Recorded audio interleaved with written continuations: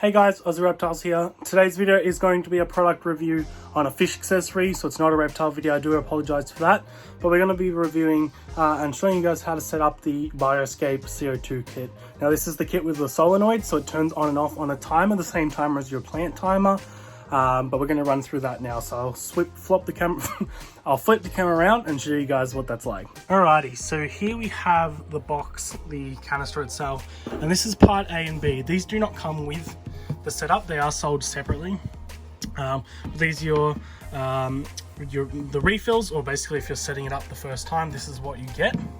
So A and B, they react together to make the CO2, and this is the actual cylinder itself. Now, really nice design, I really like it. Bring it down so you can have a little bit of a better look at it. So BioScape, it's got their logo, that's obviously the gauge. Really nice. I do really like the way it looks. It also comes with a stand.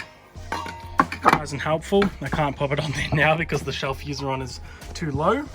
But with the stand, it just basically holds it so it's not going to topple over as much. It keeps it much more sturdy. Now, in my previous video, I did show you guys this setup, or a quick overlook of it set up in a tank. So I have used this.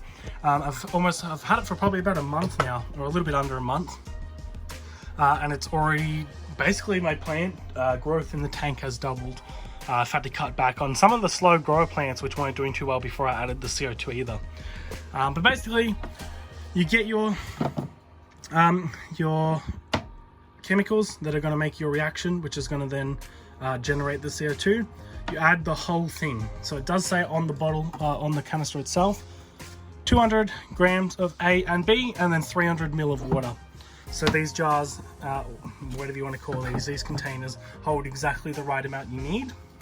Now in my tank, the Nano 30 there, that basically lasted me roughly that month time. So you do have to purchase your reagents a few times, but that's fine.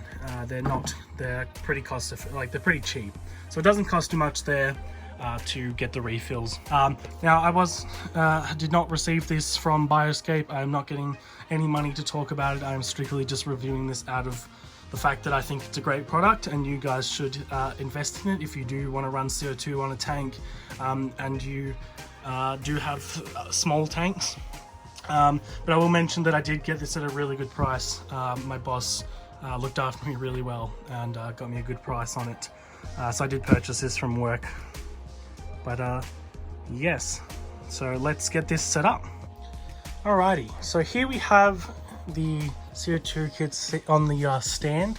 So again, keeps it nice and stable. So you just take off the top.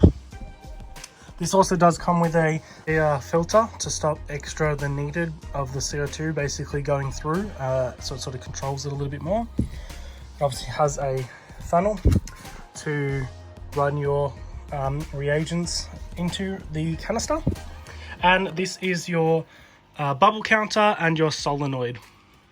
So obviously your bubbles come up through the bottom, count here, and then your solenoid plugs into your timer, which recommend running on the same timer as your plant, so they turn on about the same time, and that way you're not wasting CO2 during the night or anything like that.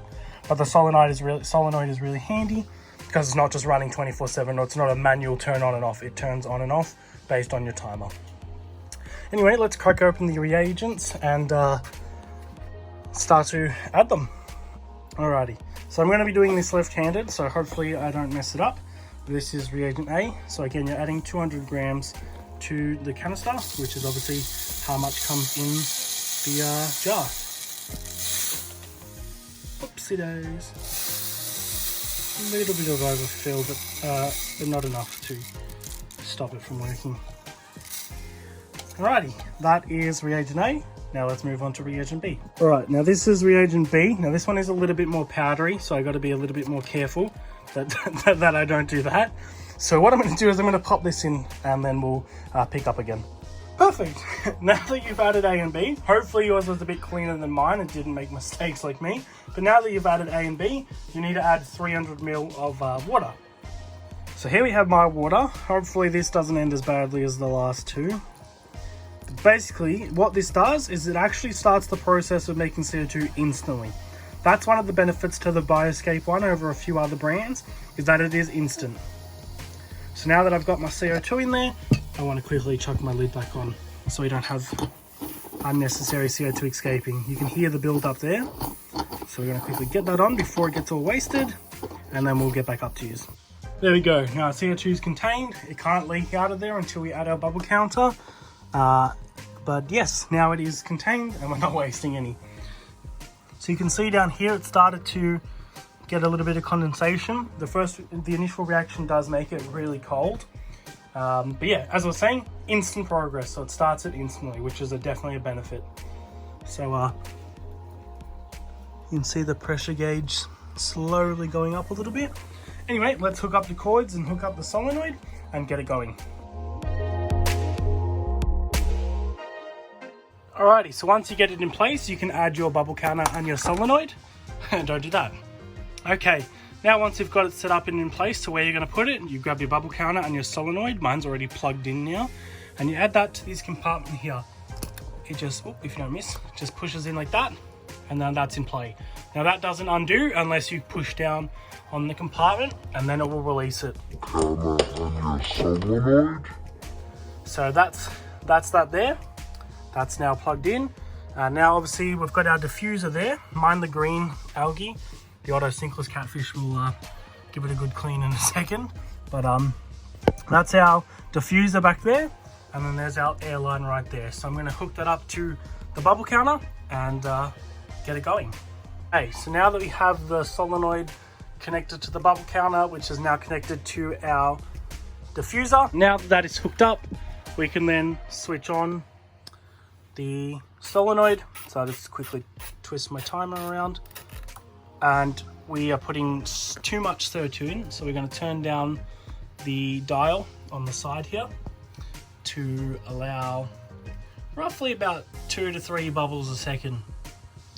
And if we look in here, once the CO2 starts to come through, you can see it's coming through now. We're getting some bubbles coming into the tank. Now obviously that's a lot coming through right now because there was so much going through at that time. But that will die down a little bit, and then it will look all good. Now I'm going to go through with a sponge and clean the front of the tank because it's getting a little bit dirty. You can see one of the ottos is going through and eating it a bit. This hair grass has grown tremendously. My willow's grown really well. Everything's just growing so much better. So I'm really happy with it, and yeah, I love it. It's a great product. It works really well. It's super easy to do. I'm not gonna lie, when I was first setting it up, I was stressing, thinking I was gonna do it wrong, but super easy to do. So I highly recommend it. That's the BioScape CO2 generator with the DIY refills, which is the reagent A and B. It's awesome. Very good.